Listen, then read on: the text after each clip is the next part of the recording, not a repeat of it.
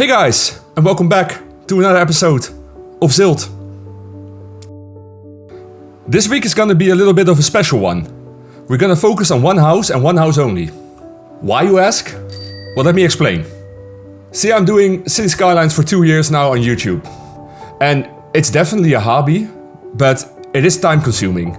And especially making assets just takes a lot of time. This is why earlier this year I started a Patreon. The kickback I get from the Patreons justifies the time I actually spend on creating assets. I offer 3 tiers: Citizen, Supporter, and Contributor.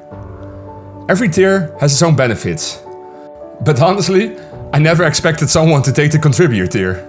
The main benefit you get with this tier is get your own house. So IN95, this episode is for you. We're gonna build you a house. So to get this build going, we first need some backstory. IN95 is from Australia. So I asked him, what kind of job would you have in the city? And he told me he wanted a bar.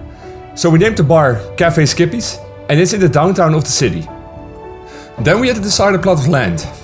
We settled on this large field outside of the city walls. It's on a nice new road with lots of modern villas. My original plan was to customize an existing house. But then I decided I wanted to create something from scratch. I gave him the chance to choose one of the 4 following houses. I looked up these houses in a regional archive. I had no idea where they were or if they would still exist. We ended up in house D, which turned out to not exist anymore. However, with this picture and some creativity, I was sure I could do it. And it turned out pretty sick. So let's go to the build. Hey guys, and welcome to the building part of the episode. So here's the plot of land we started off with. As you see, there's some weird square waterish thing popping up on the right corner. This is actually part of the lock pack by Epic Lurker. It is basically just a sheet of water, which I sometimes use to fill up ditches. And it worked quite great in this episode. I'll start off building the bridge. I really wanted to go for the same look as I saw in the photo. And honestly, I tried a different build before. I kinda lost the save game. But I used a different style and I like this one the most. I think it's part of some Chinese overpass asset pack I once downloaded. You can look it up in my asset list, but they are super useful because you can make easy overpasses and all kinds of complicated concrete structures for roads and whatnot. While we're slowly watching how this bridge is being built, I'm gonna make it a bit more narrow, as you see. I just wanted to get back on the intro for 1 sec. I don't hope it came across like one big commercial for my Patreon or anything. I just liked to add the backstory of why I do things. And I mean, being a creator, it's pretty cool that people inspire you to build something, and I thought it was really cool to make something specifically for one person.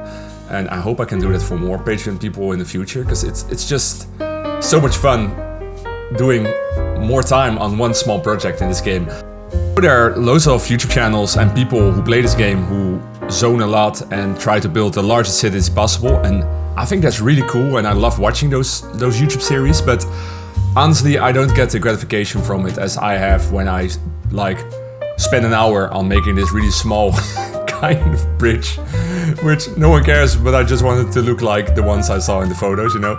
I really enjoy it and finding the backstory of why some things are built some certain ways. Anyways, here we're plopping down the house for the first time. And it's kind of funny because I spent like 9 hours building it, but I didn't realize I plopped it the wrong way around at first.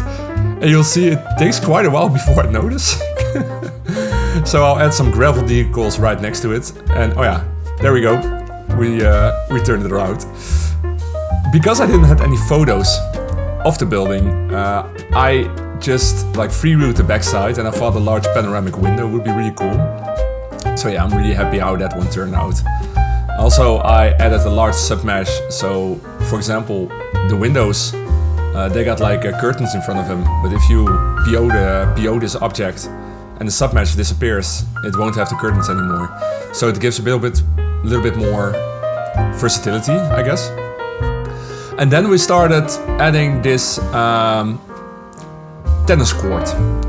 I saw in the pictures there are some weird fencings behind their house. Hold on, let me pull up the photo. See on the left side, there's these fences behind the tree. They kind of look like a tennis court. It could be anything else. I have absolutely no idea. But behind my own house, there's also a hidden tennis court, which apparently back in the days often used to be like an extra benefit for people working at certain companies. So these big villas could also be built by big factories, companies, shipyards, and they would be rented or like borrowed towards, like, for example, someone like a director or a CEO of a company. And when they move on to a different company, the next director would live in that house. That would be very common back in, back before the war, even in the 50s, I think it still was normal. So yeah, then it would make sense there would be a tennis court where multiple people from a company could use, and it would be close to the director's house because you don't want the big boss to walk too far. That's why I add this parking lot, because I assume the people who work at the company and can afford this kind of houses would also have like the possibility to have a car, even in those days. And I mean, IM95 of course has a car, because he has to drive to the bar every evening. Or perhaps he takes a bicycle, because it's just a couple of blocks away. I hope he drives on the right side of the road, because I mean, he is from Australia. So here I'm just adding some of these wooden walls you see a lot in the Netherlands, and just to make the dish go underneath the parking lot. So let's talk the future of ZILT for a second. As you noticed, I'm uploading more again. I'm happy that I found the time to do this. I am planning to move this series forward to a more modern time. That was always my idea with my whole YouTube series, and I now see the chance that I actually can. So my idea is to start modernizing everything. So let's make this city, but let's try to make it modern times. So improve infrastructure, improve housing, improve the airport, the harbor, make it more. I'm not sure if I go 80s or if I'll go like instantly go for today, like introduce roundabouts and all kinds of stuff. I am looking forward to get there, but I first have to look at my assets, because I have about 4,000 assets now, and I think I don't use 2,000 of them. But I have to figure out which one they are, and I already found, I exported a list, but it takes ages to unsub from them. So I think there's an option in Skype to do this, but I have to figure it out, because I'm really excited to make the city more modern now and make like a modern version of ZILT. So yeah, that sounds really fun. You guys probably know that a Canadian Moose is now working on his version of a Dutch island as well, a one-tile island. It is on the exact same map as this one. I sent him in my save game and he removed most of the city, but kept like the bare details, like the harbor and some of this stuff. So it's gonna be super cool to compare this when we're done with this city, because Cities Skylines 2 is on the horizon. It is getting there. So the last details, I'm adding a septic tank, which was quite common back in the 30s, because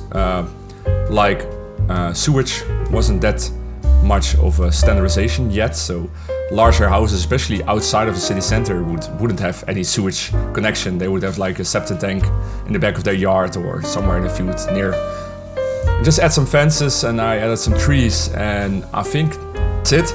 I think that's how I ended up this build, and honestly, I think it turned out really great. Like, I would totally want to live here. So I hope IM95 is happy with it as well. Let's go to some nice cinematics and see how we finish this up. And here's the result. I noticed this shot isn't really perfectly lined up, but I hope you guys forgive me, but I still liked how the house popped up. So anyways, guys, thank you all for watching. I hope you enjoyed this one. IM95, I hope you're happy with your new house. If anyone else wants a house, find me on Patreon. Like, subscribe, you know the drill, all that stuff. Guys, thank you so much.